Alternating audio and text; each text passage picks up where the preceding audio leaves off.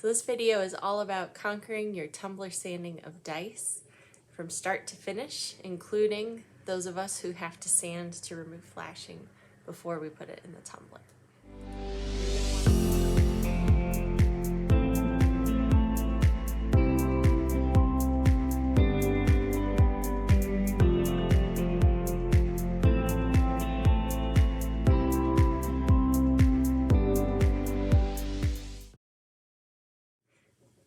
Hi guys, welcome back for possibly the most anticipated video that I've ever done, if only because it's taken me so long to work my way through this series of experiments having to do with tumblers and all the questions that you asked me following my last video. So if you haven't already watched part 1 and 2 of my How to Polish Dice with Tumbling series, I'm going to go ahead and link those up above for you. Go ahead and watch those first and come right back over here. You're going to want to watch all the way to the end to get the final summary of my magic recipe for mirror polish on tumbling dice, but I promise it'll be worth it. And as a bonus, at the end, I will share what I've learned about whether or not this technique will work for those big chunk dice that y'all love so much too. So come on along with me to the dice lab. Let's talk about what we've discovered. So the number one thing I was asked after the last video I posted on polishing, because the video that I did was purposefully done without any sanding, it was raw dice taken straight from my mold, just with the flashing trimmed off with an X-Acto knife. The number one thing I was asked after that was, what about if I need to sand to 1000 grit or to 15 micron, which is the gray zona? How will the tumbler handle that? So that was the first thing I set out to answer. And the first thing I discovered is that you can achieve the same polish when you have sanded your dice in the tumbler, but it does take longer than 8 hours. For those that are sanded to 1000 grit, you're going to have to expect that it's going to take around the 24-hour mark and that you're going to have to feed it some additional polishing compound as you go, and I'll explain why. For the 15 micron, as long as I had really taken my time and gotten a nice even sand, those were closer to the 15-16 hour mark. I'm a little fuzzy on the timeline because I had them in with the 1000 grit sanded ones, and I wrote down the times for the 1000 and I didn't write down the times for the gray. So what happens over that time, right? So if you think about what sanding is introducing fine uniform scratches to resurface the item that you're sanding. So anytime that you're dealing with scratches, it's going to take longer and longer to get it to a fine polish, because a fine polish has almost no scratches and should be close to completely flat. So the reason that we add the polishing compound that we do, in my case the V34 by Chemical Guys, which I'll put the link down below, is so that it has the ability to introduce its own microscopic scratches and completely smooth over any scratches or imperfections that might have been in our surface before. The media that we are actually having in the tumbler, the little pellets, is really more of a vehicle for spreading and rubbing that polishing compound onto the surface of our dice. The media itself, particularly the ceramic media, doesn't really do a whole lot of the polishing itself, and that's important to remember, because that means that if at any point your compound breaks down to the point that it is no longer providing that polishing and abrasion, it is no longer going to be doing anything while it's in your tumbler. So that was problem number one that I ran into.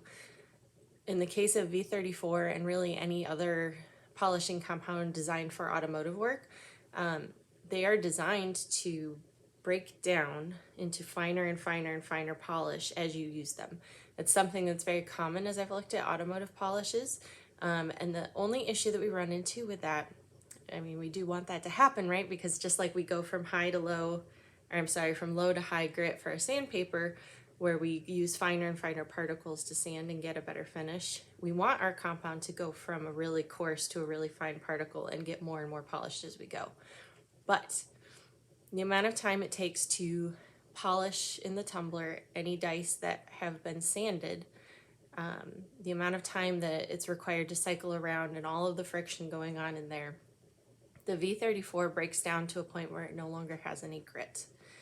So what I've discovered is that you actually have to use smaller doses of compound, dosed at a couple different points in the process, so that the actual grit of the compound is in contact with your dice at a high enough grain for long enough to create the polish you need with sanded dice.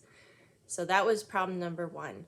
And the solution again was to dose repeatedly and in small amounts through the process.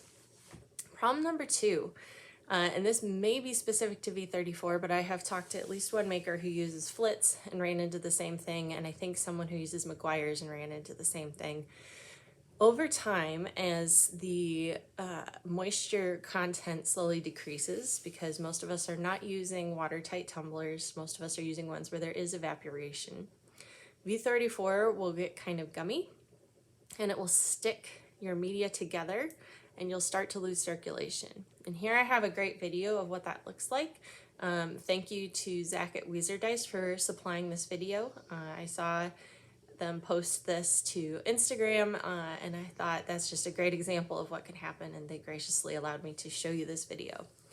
But as you look in the video, what you're going to see is that while the media is kind of going in a circle, it's no longer going top to bottom against the funnel. And if you lose that circulation, if there's no top to bottom circulation happening, if your dice are just staying at the top, there is no polishing, because remember, in order for it to polish, it has to contact all of the faces, and it has to do so over and over. So there's a couple of things you can do to handle this, and it really depends on what the core issue is. If the issue is just that your polishing compound is drying out and sticking together, you just need to lubricate and wet it a little bit. For automotive compounds like V34 that are water-based, right, not petroleum-based, but water-based, what I do is I make a very concentrated solution of plain old generic Dawn dish soap in water. And it's usually about 1 part dish soap to 3 parts water. So fully a quarter of your solution is dish soap. And then I just dribble it in a little at a time until I see the movement of the media free back up. For those of you who are using, I believe, Flitz and McGuire's and Plastics, I think also, are all petroleum-based or oil-based compounds, adding water isn't going to do anything, because the compounds like that are what we call hydrophobic, or afraid of water, and that means that the more water you put in, the more tightly it's going to bind to itself, and so that will defeat the purpose. For those compounds, you need to either add a similar thing, like a petroleum product, or some sort of oil, maybe coconut oil, olive oil, and some soap, or you need to add some sort of solvent, maybe rubbing alcohol with some soap, but you can't do it with water at that point. The other things that you need to look for when you're dealing with low rotation in your tumbler, one, what is your center pillar made out of? In my original video, I showed you that I was using a very cheap plastic food funnel from Amazon. Whatever you're using in the center needs to have a slight slope to the outside edges, and it also needs to rise up out of the medium. It can't just be under the medium. Yes, under the medium. You need it to create a downward pull for the current, right? You need it to slope down, have a downward pull. The problem with the super cheap funnel that I ran into is the friction over time of the media rubbing up against it caused it to partially melt, and some of my media actually embedded in it semi-permanently, and so I had to throw it out. But I got a great tip from Serene Creations Inc. on Instagram, and she replaced her funnel with what in the US we would call a solo cup. It's just a disposable plastic sort of a cup like you'd use at a picnic or a birthday party or something like that.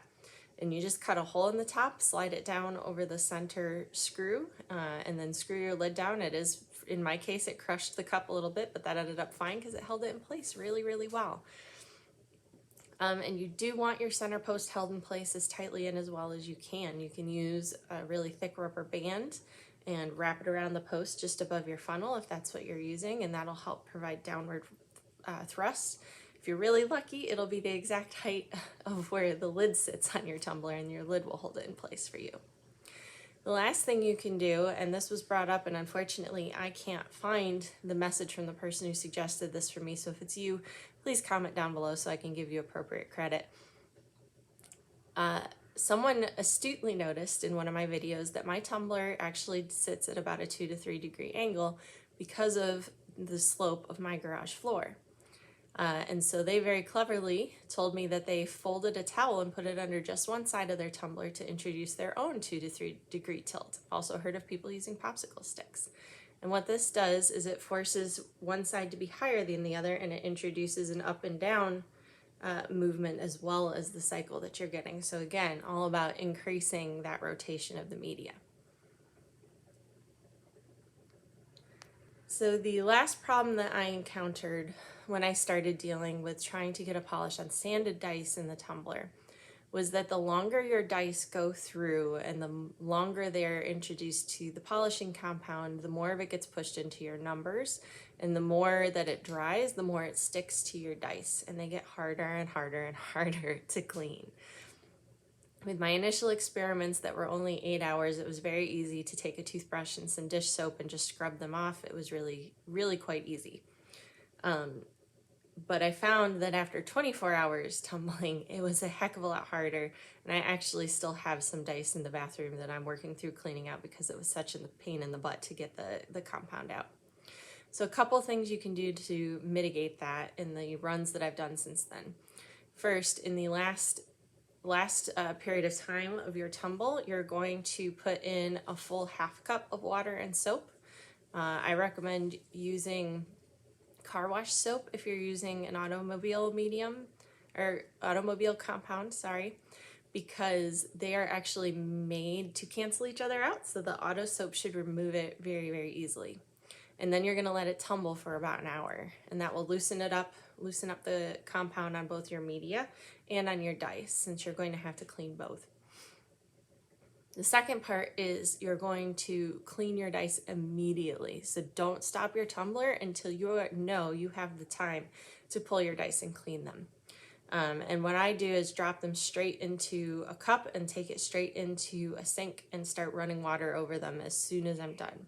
My compound is water-based, so that makes it really easy for me to clean with soap and water. If you're using something oil-based, you may have to use some alcohol to break it up.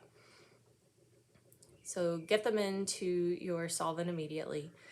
I recommend just having a couple of cheap toothbrushes, start scrubbing them out. I also keep a little silicone paintbrush handy, and I'll put a clip of that here because it's really great for getting down into the numbers without damaging the dice. So for me, my numbers are really narrow and really deep, which is kind of a nightmare combination for getting compound out. So I just use that to scoop out any little extra bits. The trick that I have for anything really stubborn, or if time does get away from you, or your kids interrupt you and your dice do sit and the compound gets stuck, is actually to take it out and let it dry completely, like a couple days, let it be completely bone dry to the touch. And what happens then is you can actually pop the compound out of the numbers with a toothpick really easily. Much more easily than trying to dig it out while it's semi-solid or thick and sticky. All right, and here it is, time at last for a summary of the final process that I have start to finish. I'm going to treat this as though you're someone who has tumbled before and start you off the way I have to each time. The first thing that you want to do is you're going to wash your media. You need to get residual compound and residual resin dust, residual plastic from the inside of your tumbler, because the inside of the tumbler does erode as well. You need to get that off your media and give it a fresh, clean start. There's two ways you can go about it. One is to get a cheap, large bowl, and you can just run water over it and agitate it with your hand, add some soap, and just keep going until the water runs relatively clear. The other way that I've really enjoyed doing it, because it's a lot less painful and a lot less chance of runaway media going down your drain, is going to be to use a large mesh bag, put it in there, and scrub it off in the bag and rinse through it. I use an aquarium media bag. As you can see behind me, I have those around the house anyway. It is a large mesh bag with very fine holes. Hardy Brew Dice on Instagram also recommended to me looking for a large coffee brew bag, reusable one, because again, it's designed to allow fluid through but has very fine holes, so either of those would work. While the media is out of the tumbler, I wipe out the bowl of it using paper towels and just a little bit of soap and water, just to get any of those plastic residue from previous cycles out. I'm going to go ahead once my media is well drained and put it back in my tumbler. After, of course, I put in my center support, whether that's a solo cup, a funnel, or something else. And then I start my tumbler with the lid off. And the reason that I do this is because it makes it a lot easier for me to see, one, whether the rotation is working and adjust as necessary, and two, how much compound I'm actually putting in the end. So with the lid off and it running, I start to dispense my compound. I start with only about 2 tablespoons. You can see in the video it's not very much. And I just squirt that in while it's running. Note that I have no dice in there yet.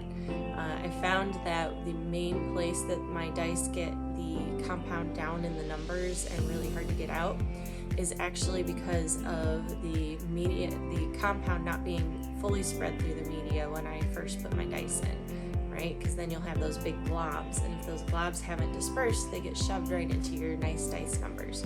So let it run for a minute and let the compound circulate through the media until you don't see any big globs. It took me about 10 minutes of running this way. Next, it's time to add your dice. You can pour them, I just pour them around in a nice even spread. Some people insist on pushing them below the surface. For me, I get a good enough rotation that I don't have to worry about that. They're gonna get sucked right down. Then I'm gonna go ahead and tumble my dice for about 2 to 4 hours, just like that. The next step is going to be to do a repeat dose of your compound, because after 2 to 4 hours, it's already about halfway spent, because I found that the compound was about spent at 8 hours. Tumble 2 to 4 hours, and then go ahead with your lid off and your tumbler on. Introduce another about 2 tablespoons of your compound.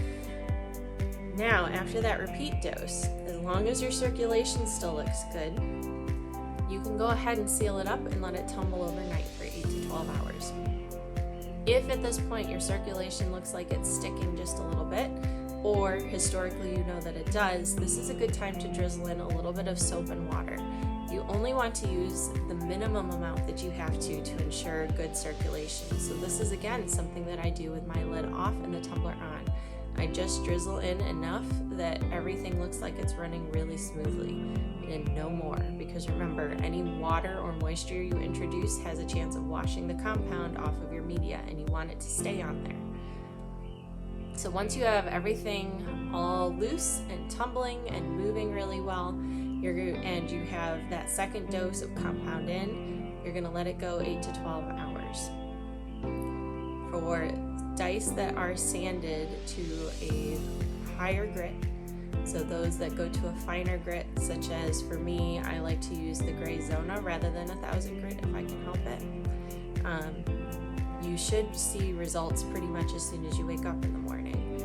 For those with 1000 grit, it may take another dose of compound in the morning. It depends on how aggressively you sanded and how much sanding you had to do. So all told, at this point, your total time is about 12 to 24 hours, depending on your resin type, how much you've sanded, and what compound you're using. As I mentioned earlier, I don't stop my tumbler anymore until I know I have time to wash my dice, because the very next thing you do should be to take them in and wash them before that compound has a chance to set up at all. That'll make your cleanup a lot easier and smoother, and let's face it, the reason we're tumbling in the first place is because we don't want to spend extra hands-on time finishing our dice. So do yourself a favor, clean it quickly, and get it done. A little rubbing alcohol does a lot to help any little bits of stubborn media that are just hanging out and that you want to get rid of. But of course, don't leave that sitting on your resin for too long.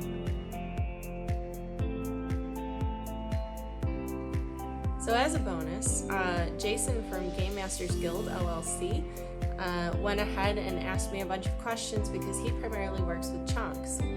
So he sent me 3 of his own chunks to test out. He uses Pro Marine resin rather than the Rockstar resin like I do, so I was very interested to see if it would react in the same way. So I put his chunks in with just a normal set of dice in mine, found that they tumbled just fine, although you definitely need 5 pounds of media instead of just the 2.5 like I did in my first video, just to make sure you have the depth to cover the dice. And honestly, I think probably closer to the 7.5 pounds might be more correct for if you have very large chunks. They did work the same. They got a really nice polish on them. The only issue that we had is that because I was using the 3mm media and his numbers had portions that were 3mm or wider, we did get some media stuck in the numbers that had to be popped out very carefully with a very small nail. So for Jason, he'll probably have to use a slightly larger media, such as 4mm. And like I said, it could stand to be a bit deeper, so for chunk makers, you may need a little bit more media to get it done. But it does work, and it works well.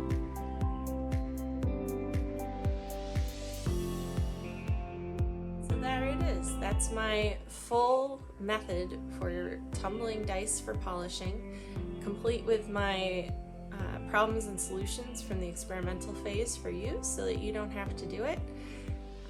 I would love to hear your thoughts down below in the comments. I'd love to hear if any of you have tried this already and whether you've had success or struggles. And let's just turn the whole comment section into kind of a crowdsource and sharing place for all the tips and tricks for the tumble polishers out there. And feel free to comment also on what else you would like to see from my channel, what things you're curious about, and any questions you may have that I didn't address in the video. If you really enjoy what I do here in the Dice Lab, I encourage you to go ahead, like, subscribe, and hit that bell so you're notified of new content. It does help me quite a lot. I have put the money that I've made so far towards purchasing a few new resins to trial and do reviews on for you guys. And there's a few new silicones on the horizon that I would like to do as well. I also have a Ko-fi if you want to provide a small one-time donation that way. So if you want to contribute, just go to ko-fi.com/CaitlinPierce. And that's all I have for you today. Give me those comments, tell me those stories, and as always, happy dicing.